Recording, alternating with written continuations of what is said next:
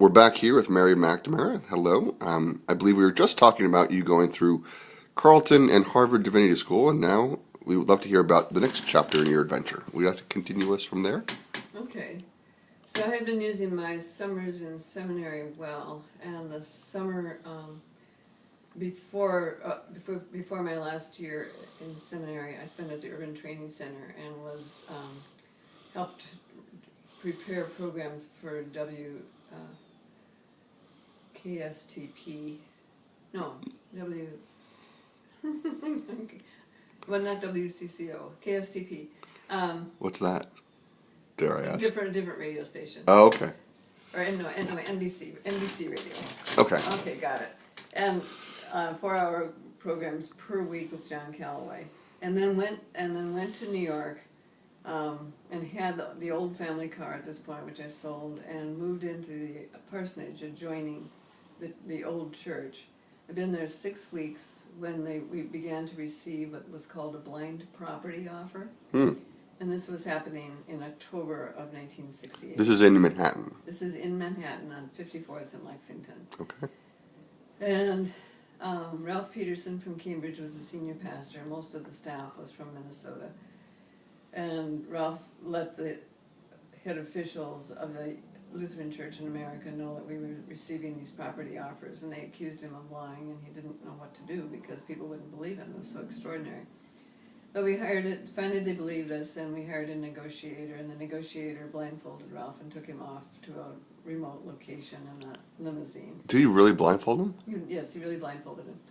And made him a property offer, but wouldn't disclose who was making the offer. So eventually it became clear it was City Corps Center, and the building of City Corps Center was built there with a new church that I was on part of the planning committee. So I helped plan it, and that was at the base of the skyscraper. So it was very, very exciting because we were in Midtown. The church had a full-time jazz ministry, and so you got to meet jazz musicians. And what was that all about? Well, Ralph wouldn't take that call without bringing John Genzel in to be the jazz music pastor. And John was a good friend of the Ellington family. So later on, when Alex was born, he shook hands with Duke Ellington when he was 1 year old. Duke Ellington was coming. Oh, really? Wow. Down the stairs, and Alex up the stairs, and they shook hands, and Alex smiled, which he should have done. Anyway, so I got to do the educational work at the church, and got to work with other interns to kind of see what it was going to be like to maybe be in the ministry. No women had been in the ministry before in the Lutheran Church in America. My goodness. So you were the first? I was the first woman intern. And also during that fall, I met my future husband, Peter McNamara, and we started to see each other.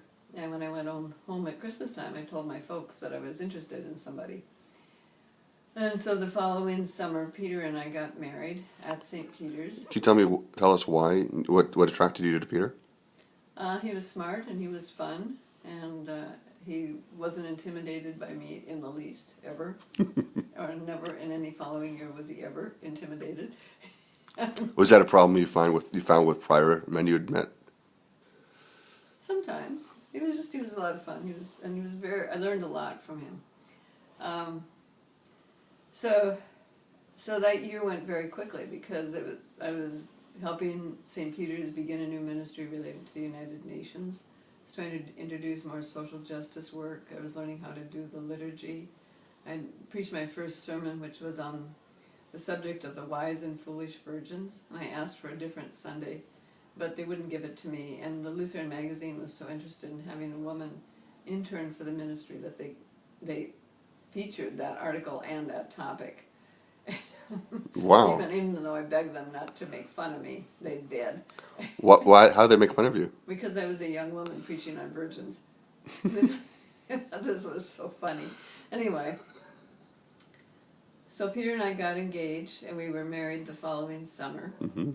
And Larry Russell had been my best friend in seminary, and his wife Gus was one of my bridesmaids, and my best friends from Cambridge, Minnesota came out and were my bridesmaids.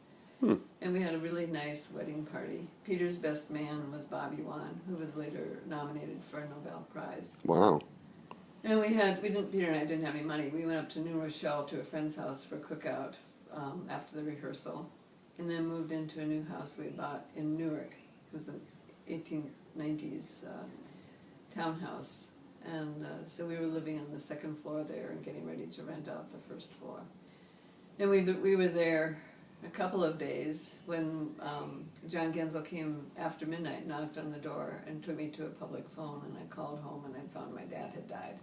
Oh my gosh. So Peter and I got on a plane early the next morning and went to my dad's funeral the Saturday after the Saturday day we were married. Oh my It gosh. was a very difficult time.